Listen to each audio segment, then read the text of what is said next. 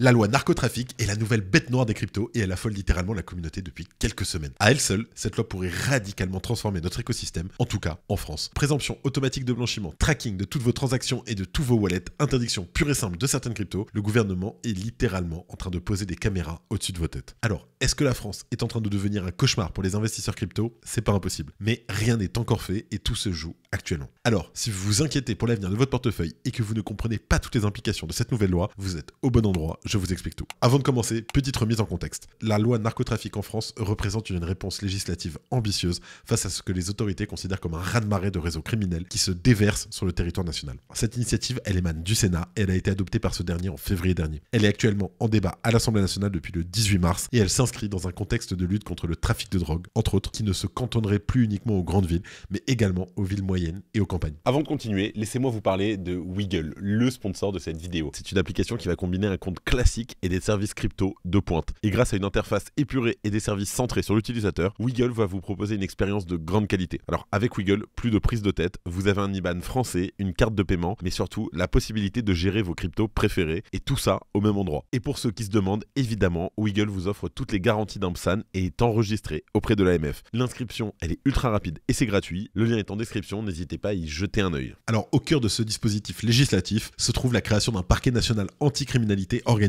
En fait, c'est une structure spécialisée qui est inspirée du modèle du parquet national financier qui deviendra opérationnel en janvier 2026. Alors cette nouvelle loi, elle sera complétée par la création d'un état-major dédié à Nanterre. L'idée en fait, c'est de coordonner les efforts de tous les ministères pour démanteler les réseaux criminels avec une efficacité bien plus importante. Qu'on se le dise, la dimension financière de la lutte contre le narcotrafic constitue un axe fondamental de cette loi avec plusieurs mesures qui, vous allez voir, risquent de vous toucher de près ou de loin. Parmi elles, la fermeture administrative accélérée des entreprises de façade. Vous voyez toutes ces rues où il y a plusieurs snacks qui vendent tous la même chose et qui, pour autant, ont l'air de ne jamais avoir de clients? Et ben c'est de eux qu'on est en train de parler. En fait, l'arsenal technologique déployé marque un tournant significatif dans les méthodes d'investigation. L'expérimentation de l'intelligence artificielle inspirée de la lutte antiterroriste est prévue jusqu'en décembre 2028 pour détecter les menaces émergentes. L'obligation faite aux plateformes de messagerie chiffrées comme Signal ou WhatsApp de permettre l'accès aux communications sous autorisation judiciaire pose de grosses questions en matière de vie privée et de sécurité. Oui, ces messageries sont connues pour leur chiffrement. Si on met une backdoor, on peut supposer que celle-ci ne sera pas utilisée uniquement par les autorités. Sur le plan pénal, la loi introduit aussi de nouvelles infractions spécifiques, notamment pour le recrutement via les réseaux sociaux ou même l'appartenance à une organisation criminelle. Alors ce n'est pas tout, les techniques d'enquête sont également renforcées avec l'autorisation d'infiltration par des informateurs civils,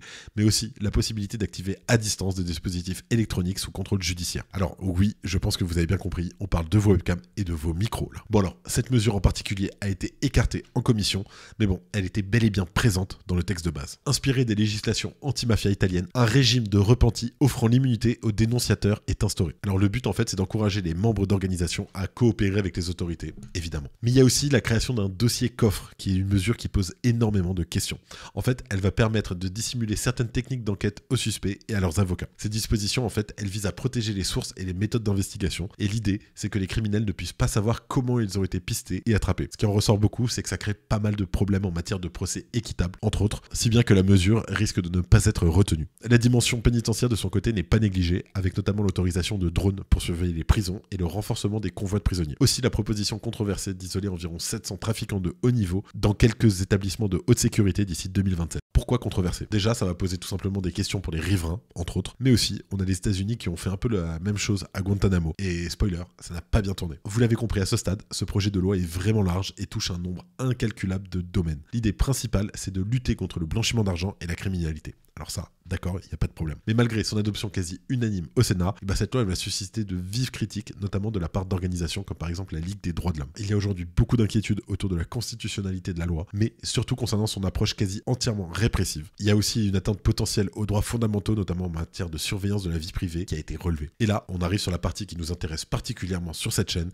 c'est l'impact que cette loi pourrait avoir sur notre écosystème, sur les cryptos. Parmi les dispositions les plus impactantes, on trouve la présomption automatique de blanchiment. Mais alors, c'est quoi cette fameuse disposition? Il faut bien se dire que ça existe depuis 2013 et c'est un outil qui permet aux autorités de présupposer de la provenance illégale de certains capitaux. L'idée en fait, c'est d'inverser la charge de la preuve lorsque des capitaux sont suspectés d'être utilisés à des fins de blanchiment ou d'autres activités illicites. En gros, ce ne serait plus à l'accusateur de prouver que les fonds sont illicites, mais à l'accusé de prouver qu'ils sont licites. Est-ce que vous me suivez? Bon, et bien dans cette fameuse loi narcotrafic, le spectre de cet outil devrait être étendu à plusieurs choses qui nous concernent quand même pas mal, à savoir les cryptos anonymes et les mixeurs. Vous avez bien compris, si vous utilisez du Monero ou du Zcash par exemple, vous serez directement considéré comme un criminel. J'ai donné ces deux-là en exemple car c'est les cryptos anonymes les plus connus, mais il y en a plein d'autres. Et du coup, si jamais on vous met la main dessus pour une raison ou pour une autre, vous serez obligé de prouver que vos fonds ne sont pas illicites. Imaginez un petit peu la galère pour des cryptos qui sont destinés à s'échanger de manière anonyme, ça rend quasiment impossible toute utilisation. L'interdiction formelle des mixeurs est également sur les rails et adoptée par le Sénat. Ces services permettent d'accroître la confidentialité des transactions et sont un outil phare de notre industrie. Et qu'on soit d'accord ou pas avec ce qu'ils permettent de faire, il s'agit de code informatique et la question de savoir s'il faut ou non interdire un protocole est un débat très large. Certains soulignent, à raison, que c'est un peu comme Tor. Bien sûr que ces protocoles permettent des usages illicites, mais ils permettent aussi de protéger la vie privée des gens honnêtes. On peut parler par exemple des activistes qui au fond ne font de mal à personne, mais qui défendent simplement leur liberté d'expression face au pouvoir en place. On peut aussi parler des questions démocratiques. En fait, si tout ça venait à passer, ça risquerait d'enfoncer la porte de la surveillance de masse en France et en Europe. Alors un autre point crucial concerne le signalement systématique des transactions supérieures à 1000 €. Là, je pense que j'ai pas besoin de me lancer dans des explications grandiloquentes. Toute opération dépassant ce seuil devrait être automatiquement signalée à Tracfin, qu'elle soit suspicieuse ou parfaitement légale. En fait, Tracfin ou Tracfin, c'est un service de l'État français qui lutte contre le blanchiment d'argent et le financement du terrorisme. En très rapidement, il va surveiller toutes les transactions financières pour détecter toute activité suspecte et protéger l'économie des activités illégales. Et pour ça, les exchanges vont être obligés de coopérer, ce qui fait écho à ce nouveau statut de richesse inexpliquée dont je vous parlais tout à l'heure justement. Les détenteurs de crypto devront justifier l'origine licite de leur actif numérique. Et en vérité, ça va poser une tonne de soucis. Déjà, ça risque d'énormément spammer Tracfin, qui va se retrouver avec une énorme pile de transactions de plus de 1000 $. Et rien que ça risque de noyer les transactions vraiment illicites dans un océan de transactions parfaitement légitimes. Parce qu'il faut le dire, déjà, Mika le faisait. Lors d'un transfert depuis un exchange vers un wallet comme MetaMask ou Phantom ou Ledger, etc., la propriété du wallet doit être prouvée et conservée par l'exchange quand la transaction dépasse les 1000 €. Et avec la loi narcotrafic, ça concerne globalement toutes les transactions, que ce soit les transferts entre exchange PSAN, les transferts vers des wallets personnels et même l'achat et la vente de crypto. Et surtout, on parle d'un signalement immédiat de chacune de ces transactions, ce qui n'était pas le cas avec Mika par exemple. En fait, il faut le voir comme un changement de paradigme total pour un secteur où la confidentialité est souvent considérée comme une valeur fondamentale. Vous l'avez compris, ces dispositions elles vont menacer directement l'anonymat des transactions crypto. Et si ce projet est adopté en l'état, les conséquences pourraient être nombreuses et profondes. On pourrait observer une migration vers des plateformes non régulées, les utilisateurs délaissant les PSAN français au profit d'alternatives offshore. C'est vraiment pas bon pour l'industrie crypto en France et en Europe, mais bon, vous me direz, on commence à avoir l'habitude. Ça affecterait bien entendu tout le monde, y compris vous et moi, des utilisateurs légitimes. Surtout qu'on le sait maintenant, l'écosystème crypto n'est pas vraiment une place de choix pour les criminels. Par exemple, Chainalysis a récemment publié son Crime Report sur le sujet des cryptos. En 2024, les flux vers des adresses illicites ont atteint les 40,9 milliards $, mais les estimations finales pourraient dépasser 51 milliards $, suivant la tendance des années précédentes. Alors oui, ça peut paraître impressionnant comme ça, mais il faut remettre un peu ces chiffres en perspective. Ce montant va représenter 0,14% du volume total des transactions on-chain, en baisse par rapport à 0,61% en 2023. Et la part des stablecoins dans ces activités criminelles a bien sûr explosé, représentant désormais 63% des transactions illicites, tandis que Bitcoin reste privilégié pour les ransomware et le marché noir. Après, il faut bien se dire que ces chiffres sont énormément gonflés par des événements endogènes à l'écosystème crypto, comme par exemple des scams ou des hacks de protocole ou même d'exchange. Typiquement, le hack de Bybit par Lazarus, le fameux groupe de hackers nord-coréens qui ont réussi à dérober plus d'1 milliard $, et ça va forcément faire gonfler les chiffres. Maintenant, on peut aussi évoquer le principe de proportionnalité. Ce principe, en fait, impose que toute mesure prise par l'État soit adaptée, nécessaire et proportionnée à l'objectif poursuivi. Et en matière de lutte contre le narcotrafic, une loi doit donc équilibrer efficacement la répression et le respect des droits fondamentaux. Et dans le cadre de cette loi, et particulièrement concernant les cryptos, ce principe pourrait ne pas être respecté si les nouvelles mesures entrent en vigueur. Je l'ai évoqué rapidement tout à l'heure, mais ça va aussi grandement freiner l'innovation. Il y a un risque réel de voir des entreprises blockchain délocaliser leurs activités, privant la France d'un secteur technologique en pleine croissance. Et comme pour de nombreuses innovations technologiques, le défi réside donc dans l'établissement d'un cadre réglementaire proportionné, capable de cibler efficacement les activités criminelles sans étouffer les usages légitimes et l'innovation. Le compte à rebours est lancé et les débats sont ouverts en ce moment même à l'Assemblée. Reste à observer attentivement et voir ce qui ressortira de tout ça. Pour le moment, un seul amendement semble avoir été déposé et demande la suppression de l'alinéa 3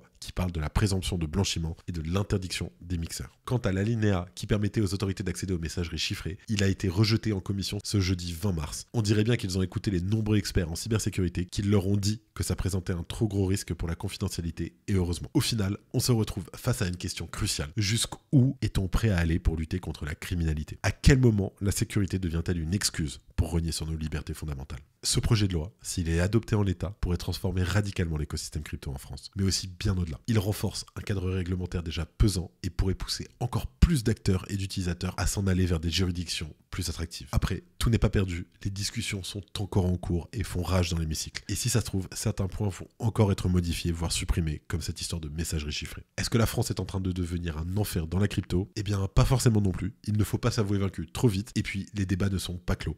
Alors, en attendant, il va falloir surveiller l'évolution de cette loi de très près et agir en conséquence. Dites-moi en commentaire ce que vous en pensez, et est-ce que vous trouvez ces mesures justifiées, ou est-ce qu'on est en train de sombrer dans une surveillance généralisée? Si jamais on vous a appris quelque chose, n'hésitez pas à vous abonner, vous êtes de plus en plus nombreux à le faire et ça nous aide énormément. C'était Benjamin pour le Crypto Daily, et moi je vous dis à très vite.